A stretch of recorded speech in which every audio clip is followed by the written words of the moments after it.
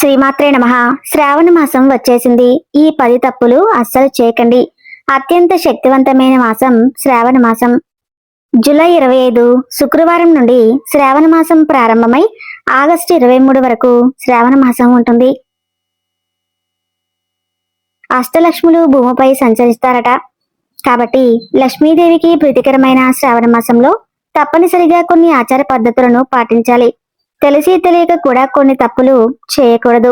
శ్రావణ మాసంలో చేసే పూజలకు అలాగే పరిహారాలకు కోటి జన్మల పుణ్య ఫలితం లభించి ఈ సంవత్సరమంతా ధనానికి లోటు లేకుండా ఉంటుంది. శ్రావణ మాసం పూజా నియమాలు అలాగే చేయకూడని తప్పుల గురించి ఈ వీడియోలో తెలుసుకుందాం. ముందుగా ఈ వీడియోకి ఒక లైక్ కొట్టి ప్రతి ఒక్కరూ జై శ్రీరామ్ అని కామెంట్ చేయండి. శ్రావణ మాసంలో వచ్చే శ్రావణ శుక్రవారంలో తప్పనిసరిగా లక్ష్మీదేవిని పూజించాలి. శ్రావణ శుక్రవారం లక్ష్మీదేవిని పూజిస్తే మీ ఇంటిపై అష్టలక్ష్ముల ఆశీర్వాదం కలుగుతుంది. ఇక వెంకటేశ్వర స్వామి జన్మ నక్షత్రం శ్రవణ నక్షత్రం కాబట్టి ఈ శ్రావణ మాసంలో వచ్చే ప్రతి శనివారం నాడు తప్పనిసరిగా వెంకటేశ్వర స్వామిని పూజించి శ్రీనివాసుడి అనుగ్రహాన్ని సులభంగా పొందండి. ఇక ఈ శ్రావణ మంగళవారం నాడు సుమంగళి స్త్రీలు తప్పనిసరిగా శ్రావణ మంగళ గౌరీ వ్రతాన్ని చేసుకోవాలి. మంగళ గౌరీ వ్రతాన్ని చేసుకుంటే ఆడవారికి దీర్ఘ సుమంగళి ప్రాప్తి కలుగుతుంది. మీ కుటుంబం అంతా సుఖ సంతోషాలతో జీవిస్తారు. ఇక ఈ శ్రావణ మాసం నెల రోజులు మాంసాహారానికి దూరంగా ఉండాలి. అలాగే మద్యం సేవించకూడదు. ఈ నెల రోజులు తప్పనిసరిగా ఆహార విషయంలో కొన్ని జాగ్రత్తలు తీసుకోవాలి. అయితే ఈ శ్రావణ మాసంలో వంకాయ కూర తినకూడదు. ఎందుకంటే పురాణాల ప్రకారం వంకాయ అశుద్ధమైనదని నమ్మకం. కాబట్టి శ్రావణ మాసంలో వంకాయ తినకూడదని అంటారు. ఈ శ్రావణ మాసంలో ఆడవారు ఉపవాసం ఉంటే చాలా మంచిది. ఈ నెలలో చేసే ఉపవాస దీక్షలకు ఎంతో పుణ్య ఫలితం లభిస్తుంది. ఈ పవిత్రమైన శ్రావణ మాసంలో ప్రతి ఒక్కరూ తెల్లవారుజామున నిద్ర లేవాలి. లక్ష్మీదేవి సంచరించే ఈ శ్రావణ మాసంలో ఎవరైనా ఆలస్యంగా లెగిస్తే అలాంటి ఇళ్లల్లోకి లక్ష్మీదేవి ప్రవేశించకుండానే వెళ్లిపోతుంది. ఇంట్లో ఆర్థిక సమస్యలు ఏర్పడతాయి. కాబట్టి ఈ శ్రావణ మాసం నెల రోజులు ఆడవారు తెల్లవారుజామున నిద్రలేచి ఇల్లంతా శుభ్రం చేసుకుని ఇంటి ముందు ముగ్గు వేసి తప్పనిసరిగా తులసిని పూజించాలి.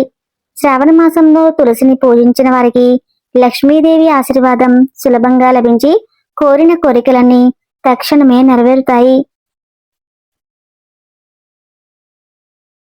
మీ ఇల్లంతా సుఖ సంతోషాలతో నిండిపోతుంది. ఇక ఈ శ్రావణ మాసంలో తప్పనిసరిగా ఒక చిన్న లక్ష్మీదేవి విగ్రహాన్ని తెచ్చుకుని ప్రతి శ్రావణ శుక్రవారం లక్ష్మీదేవికి పాలతో అభిషేకం చేయండి. లక్ష్మీదేవి ఎంతో సంతోషించి మీ ఇల్లంతా కనకవర్షంతో నిండిపోతుంది. లక్ష్మీదేవి ఆశీర్వాదాన్ని సులభంగా పొందాలంటే మీ పూజా గదిలో ఉన్న లక్ష్మీదేవి చిత్రపటానికి గాజుల మాలను వేయండి. మన హిందూ ధర్మంలో గాజులకు చాలా విశిష్టత ఉంటుంది. కాబట్టి లక్ష్మీదేవి చిత్రపటానికి గాజుల మాలను సమర్పిస్తే మీ పూజకు విశేషమైన పుణ్య ఫలితం లభించి కోరిన కోరికలన్నీ తక్షణమే నెరవేరుతాయి. ఇక భార్యాభర్తలు తప్పనిసరిగా ఈ శ్రావణ మాసంలో బ్రహ్మచర్యం పాటించాలి.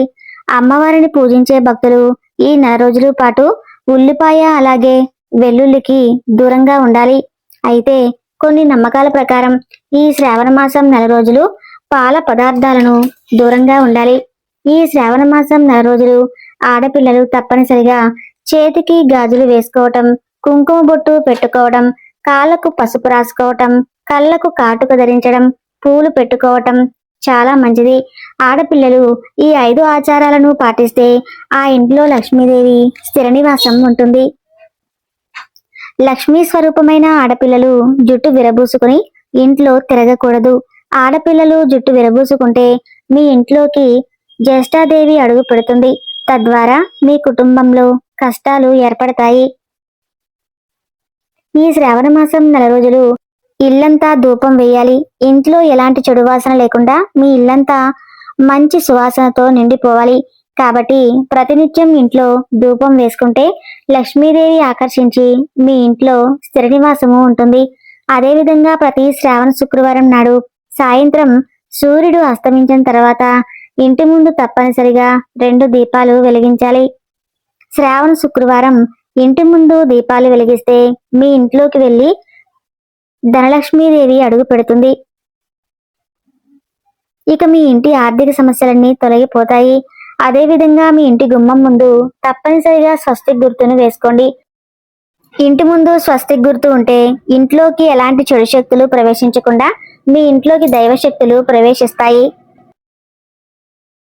ఈ శ్రావణ మాసంలో అమ్మవారిని పూజించే ఆడవారు నైటీలు వేసుకుని దీపారాధన చేయకూడదు. చక్కగా చీర కట్టుకుని నిండు ముత్తైదులాగా తయారయ్యి లక్ష్మీదేవిని పూజిస్తే అమ్మవారి కటాక్షం ఖచ్చితంగా లభిస్తుంది. మీ ఇంటి గుమ్మాన్ని విశేషంగా అలంకరించుకోవాలి. ఎందుకంటే మన ఇంటి ప్రధాన ద్వారం గుండానే దేవతలు ఇంట్లోకి ప్రవేశిస్తారు. కాబట్టి ఇష్టమైన మాసం 4 రోజులు ఇంటి ముందు తప్పనిసరిగా ముగ్గు ఉండాలి. అలాగే ఇంటి గడపలకు పసుపు రాసి కుంకుమ బొట్లు పెట్టుకోవాలి. ఇంటి గుమ్మానికి తోరణాలు కట్టుకోవాలి. మన ఇంటి గుమ్మం ఎంత అందంగా ఉంటే మన కుటుంబానికి అంత మంచి జరుగుతుంది. ఇక ప్రతి శ్రావణ శుక్రవారం తప్పనిసరిగా ఇంటి గడపలకు పసుపు రాసి ఇల్లంతా పసుపు నీళ్లు చల్లుకుని ఇంట్లో లక్ష్మీదేవిని పూజించాలి. దైవశక్తులు సంచరించే ఈ శ్రావణ మాసంలో ప్రతి ఒక్కరూ ఇంటిని శుభ్రంగా ఉంచుకోవాలి. ఇంట్లో సాలెపురుగులు లేకుండా ఎలాంటి చెత్తా చెదారం లేకుండా ఇంటిని శుభ్రంగా ఉంచుకోవాలి. అప్పుడే మీ ఇంటిపై దేవతల ఆశీర్వాదం ఉంటుంది. ఈ శ్రావణ మాసంలో లక్ష్మీనారాయణులతో పాటుగా పరమేశ్వరుడిని కూడా తప్పనిసరిగా పూజించాలి. శ్రావణ మాసం అంటే శివయ్యకు చాలా ప్రీతికరమైన మాసం. కాబట్టి ప్రతి శ్రావణ సోమవారం నాడు ఏదైనా శివాలయానికి వెళ్లి శివలింగానికి జలంతో అభిషేకం చేసి ఆ జలాన్ని తలపైన చల్లుకోండి. ఇక మీ సమస్యలన్నీ వెంటనే తీరిపోయి శివానుగ్రహం పుష్కలంగా లభిస్తుంది. ఈ శ్రావణ మాసంలో వచ్చే ప్రతి మంగళవారం అలాగే ప్రతి శుక్రవారం నాడు మగవారు గడ్డం కత్తిరించుకోకూడదు. అలాగే జుట్టు కత్తిరించుకోకూడదు. అలాగే శ్రావణ మంగళవారాల్లో పొరపాటును కూడా ఎవరికీ అప్పు ఇవ్వకండి. ఈ శ్రావణ మాసంలో నలుపు రంగు వస్త్రాలను ధరించకండి. అమ్మవారికి ప్రీతికరమైన ఎరుపు రంగు అలాగే పచ్చ రంగు వస్త్రాలను ఎక్కువగా ధరించండి. రాగి పాత్రలో వండిన ఆహార పదార్థాలను ఈ శ్రావణ మాసంలో తినకూడదు. ముఖ్యంగా పరమశివుడిని పూజించే భక్తులు తులసి దళాలతో శివుడిని పూజించకూడదు. శ్రావణ మాసంలో మొత్తం 5 శ్రావణ శుక్రవారాలు వచ్చాయి. ఏ తేదీలో శ్రావణ శుక్రవారం వచ్చాయో తెలుసుకుందాం.